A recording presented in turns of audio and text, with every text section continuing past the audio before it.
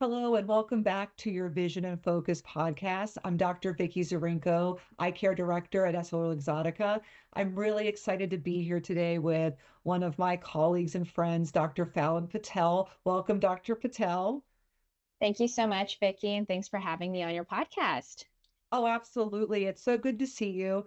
I know I've gotten to work with you over the years on a few different projects, so I'm really happy to have you here today to talk about all things technology.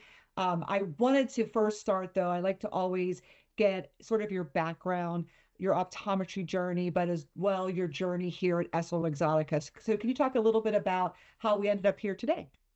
Oh, absolutely. So I graduated in 2011 from Waterloo, and my first exposure to the brand was right out of the door. I got an associate opportunity at a LensCrafters location. So I did that for a bit, and it kind of opened my world to the company. And shortly after that, in about 2012, I had my first sublease with Sears Optical back in the day. So that's how I first was introduced to the brand. And, fast forward to today, I now have 5 locations with LensCrafters. That's amazing. And I know it's not exactly on topic, but your story, I think, resonates with a lot of people. And I know that there are a lot of students out there right now, a lot of fourth year externs thinking about their future. And I've had conversations, and a lot of them are interested in sublease. That's the model that you do. Mhm. But they're a little hesitant to start. So maybe you could talk a little bit as well about, how you made the decision to go from associate to practice owner in that sublease model. Oh, right. Yep. So I had been in different modalities of practice in the beginning. And once I had worked in this model, I really liked it because I felt that I was focused more on medical care. And it was a lot easier for me to make ends meet. And really, it just became, an opportunity became available as a sublease. And I just kind of went for it and I applied and I got the location. And prior to committing, I did have some hesitation thinking, is this too soon? Do I know what how am I going to hire someone? Do I need to start a business number? All these questions were coming through my mind. But the people that were set up, like our regional managers, the network that was available to me at the time was really, really great. And they walked me through it. Like there was someone each step of the way in the beginning to even help me with my first hires, staffing hire, associate doctor hires. They've been fantastic. So that's really how that journey began for me, and I believe it still continues to be the same for any new doctor that's joining our team. So know that there's a great network of support. A lot of people are experienced, like ourselves. There's mentors in each region that can just be supporting you if you're thinking about joining and having your own sublease location. It is such a great opportunity. Yeah. No, thank you for that because it is an opportunity to be a practice owner, but like you said, focus on the care. And you are running your business, but it's more the eye care, the doctor business, than needing to worry about the optical and all of that part. So it's a really sort of right in the middle where you get to be your own boss and run your own practice, but really focused on the patient care side of it. So the other thing I noticed as well, as and it's funny, you go on LinkedIn and you see things, but I noticed you kind of pop up a little bit Oh, more for yeah. me. And it's actually really enjoyable because I get to learn a little bit about you, your practice, but you're doing a lot of just more, things around leadership as a doctor yourself, leadership though within your office, creating that culture. So, I'd love to hear how you decided that, hey, I want to increase my presence on social media. Let's start there first, and then we can talk a little bit about maybe what it's done for your practice, both internally with the doctors and the staff that you work with, but then also for how patients can find you and find your practices. Oh, yeah, absolutely. I think this began as a challenge. I want to say maybe my store manager 10 years ago told me, hey, you need to get yourself on social, just put yourself out there. And it was uncomfortable in the beginning, I'm not going to lie, but I did it.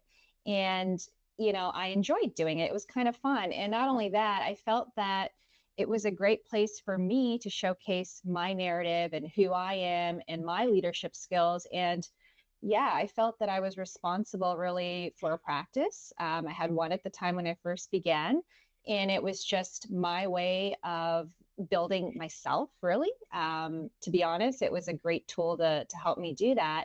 And it's been able to attract a lot more. So, in terms of, you mentioned connections and the community and what it's done.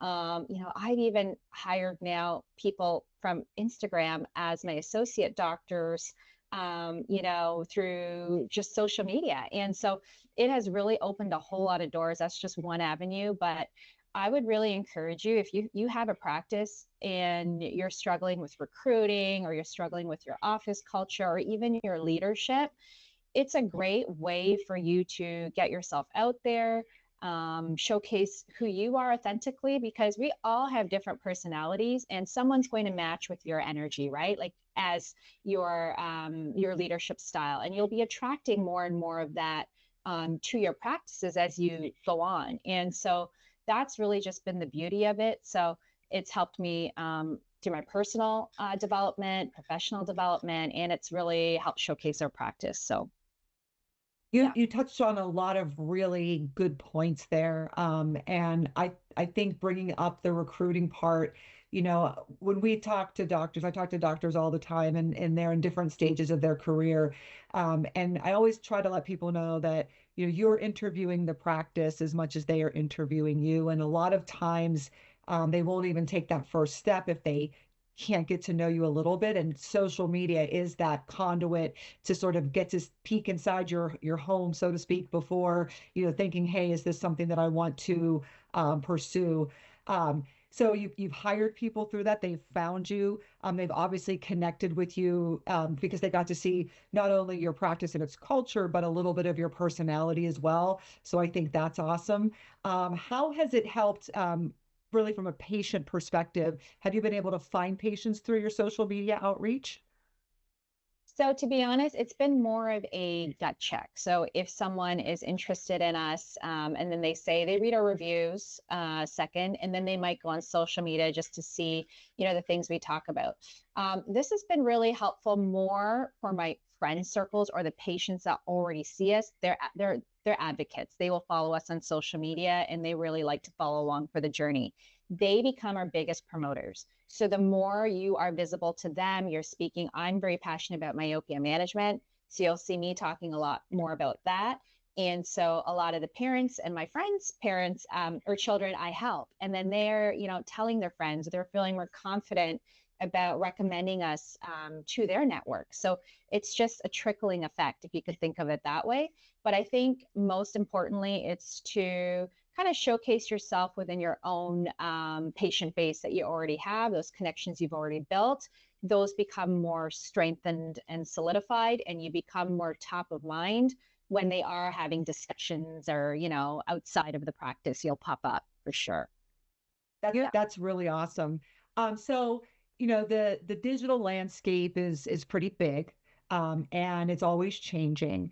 What was maybe the first thing that you noticed, or the first place that you wanted to go when you decided to get onto social media and really start to expand that part of your marketing and your practice?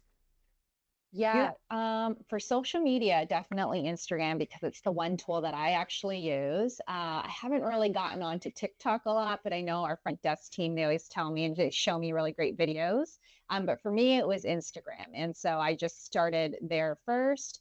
And a lot of the videos you can just repost to other platforms. So you just take the same content and you can just repost it. So it gets a whole lot easier.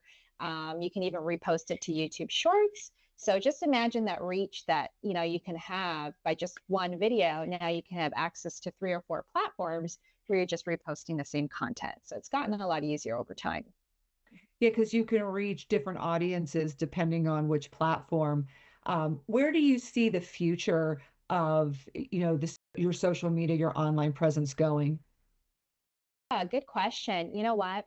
I think it's really important for you to get yourself out there. Personal branding and connection is going to be the key.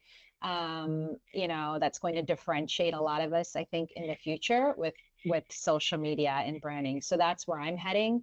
And I believe that to be kind of your own personal digital equity, if you want to put it that way. So the earlier you start now, the better, because I think in the future, there's going to be a whole lot more AI generated space, and this stuff's going to get really real very quick. And I think if you start now and start building that patient base more organically, or follower base more organically, it will really put you on a better path to that curve once that does start to take off. And it's going to get harder, I think, to get it to get become known. Yeah, you're using words like connection and, being authentic. And I think those are the things that, in a world of AI, because it is coming. And, I know it's easy to be kind of scared or skeptical of it, but it's coming. So someone is going to take it up. Why can't it be you? But making that authentic connection, I think, is what will set a lot of practices and a lot of doctors apart in a very sort of noisy space like social media. So I love that those are the things that you talk about when you talk about your social media. Oh, yeah, thank you. I always love to ask the question because, a lot of people have a hard time seeing, this point from where they're starting. So, and getting started is often the hardest part. Once you get started, things start to roll, but getting over that kind of fear or feeling overwhelmed or, just not knowing which direction to turn for you, if you were to look back on from where you started and someone came to you and said, "Hey, Dr. Patel, what is the first thing I should do? I want to start being more present on social media. I want to start building that part of my marketing. What is the first thing you would recommend that I do?" Okay, so figure out a calendar because you want to be consistent with this and set a long kind of period, give it a year, let's say, and on a calendar, give yourself a goal, maybe one a week, maybe start there and figure out a content strategy. So think about something you're passionate about that you want to talk about. It might be dry eye, it might be myopia, it might be a certain set of glasses that you might be interested in as well, right? Or frames.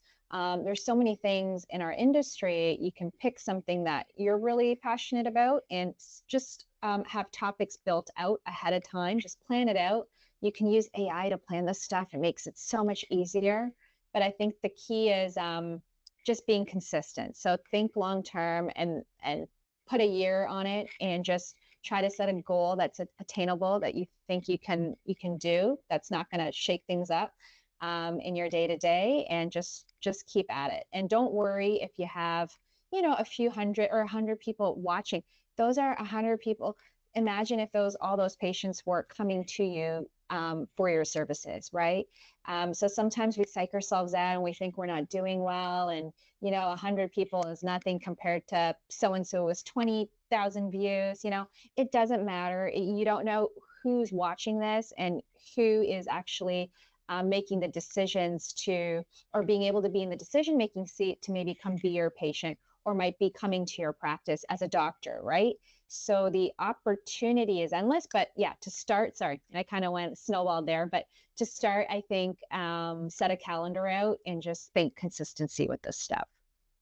No, you said a lot of really great things there. So, setting a measurable goal. So I'm gonna do this for a year. I'm gonna focus on this, but also something that's really attainable, at least a post a week. So I'm gonna do one. Maybe I'm inspired this week. There's something going on. It's National Glaucoma Month, for example, and I want to talk more. Glaucoma's a passion, or it's dry eye awareness. But being consistent, and then just doing it for a period of time, that you give it enough time to work. So you're not focusing on, oh, today this post didn't get that much view, but maybe the next one does. And I love that you never know who's watching, because that could be that person who Yes. drives a bunch of referrals for you. Yes. Yeah. So one Yes. view can, you said snowball, but it can certainly snowball into, a good number of patients. Or, we reach people who need us for some reason, and they get the relief and the care that they are looking for. So it is a really great opportunity. It's not always about the number that you're seeing there, but the reach can be so much more. So I love that, and thank you for sharing that. Any goals that you have for 2026 with your social media that you're thinking of right now? Well, just to really be more consistent and just to grow the follower counts, I have some goals set by the end of this year and next year that we want to hit. So just growing our audience and seeing what other opportunities come out, what other doors open. I have noticed it has been a lot more easier to recruit. I can say that again. Somehow, I mean, I feel that once the energy is out there, more and more people know about you, you're kind of top of mind, and you get to a point where you start attracting, the people you want to work with, the staff that you want to work with.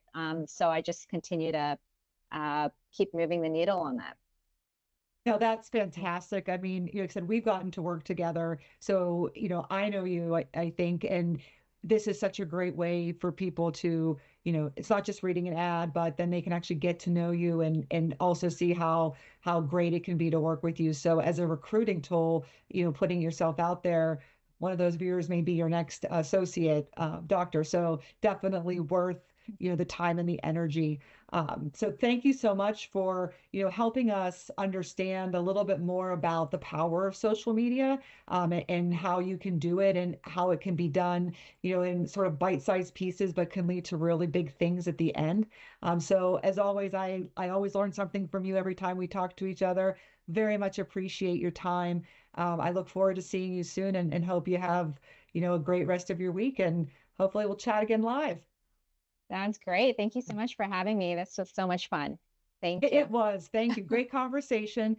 Thank Yeah. you all for joining us today, your Vision and Focus podcast. We cover all kinds of topics that are relevant to you, whether you're just starting out your career or thinking of making a change, or you want to know a little bit more about, what it's like to work and affiliate with SO Exotica. So looking forward to seeing you on the next one as well. Thank you.